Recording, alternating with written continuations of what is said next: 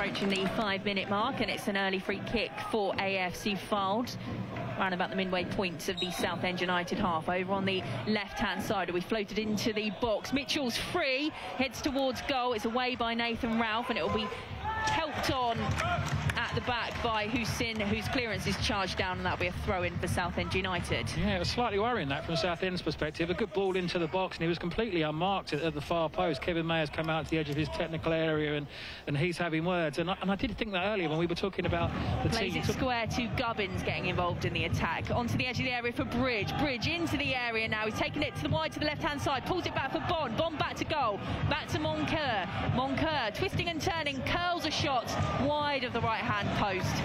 And that's the first real effort on goal from Southend United.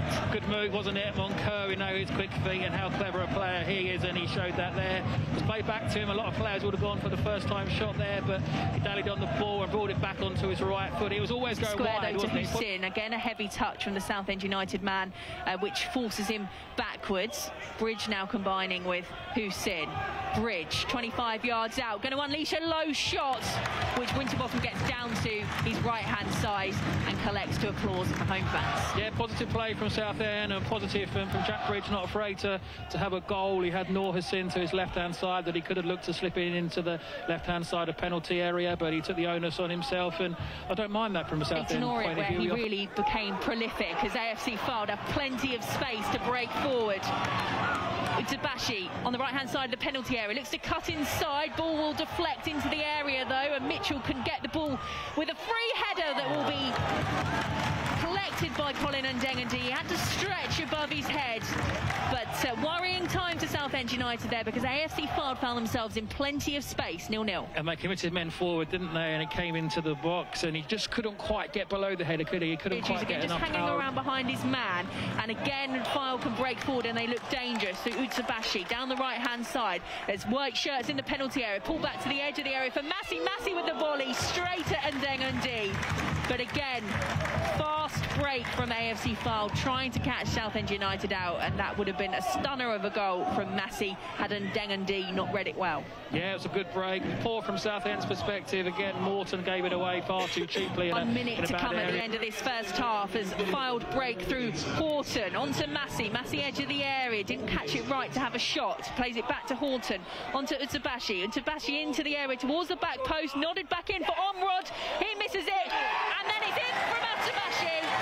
It was flicked on by Omrod and not cleared by the Southend United defence. And in the minute of stoppage time that we've got at the end of this first half, the home side who take the lead, Jonathan Utsubashi, and it's Fylde who leads Southend United by 1-0. And just like Saturday, it's another goal on the stroke of half-time, hasn't it? It came from Gubbins trying to pull the ball forward, it didn't stick, and then it came back forward, and Fylde broke on this right-hand side across to the far post, on this right-hand side with Morton over the ball. Morton to take the corner then for Southend United, flicked on and off the line for the goalkeeper. Great save by Ben Winterbottom to keep Southend United out. That looked as if it was heading to the back of the net for Southend United.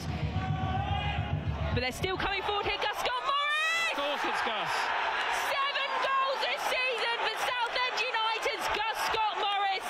And he gets them level in the 57th minute. It had been coming from Southend United in this second half with the pressure they were building. And who else but Gus Scott Morris gets Southend back in it, 1-1. It's just remarkable, this goal-scoring form he's on. If I said earlier in the game that depending on whatever position he was playing in, it's...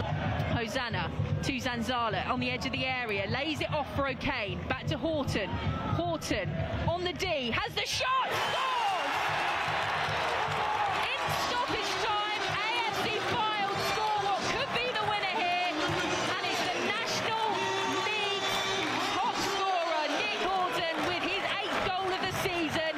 He struck it from the edge of the area, low into the left-hand corner, past Colin Ndengendi. And Southend United concede late. AFC Fylde 2, Southend United 1. It's a goal on the stroke of half-time, and it's a goal on the stroke of full-time for the home side. And Haughton's the main man, isn't he? You can't give him that kind of time and space. That Bridge over the ball from the right-hand side. Takes it right-footed for Southend United. Crowther is rising. Oh, and that's flicked over. Was that going in without the help at the close close-range effort. Adam Crowther with the header, and Macaulay, Vin Pepple and Gus Scott-Morris were under the ball as well. And did that just take it over? I think it was Scott Morris. I think he tried to direct it towards goal himself, and it's a great chance if anyone in the Southend team. In the closing stages, we played 5 minutes of stoppage time. It was 4 added on, but the goal came in that time as well. It's launched forward by AFC Fylde, and that will be that. The full-time whistle goes.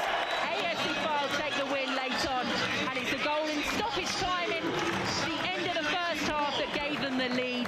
Gus Scott-Morris got Southend United back in it in the 57th minute, but it's a goal in stoppage time at the end of the 90, which has given the home side a much-needed win from their point of view, but a frustrating night for Southend United, and back-to-back defeats for Kevin Mayer's men on a long trip on a Tuesday night to AFC Fylde.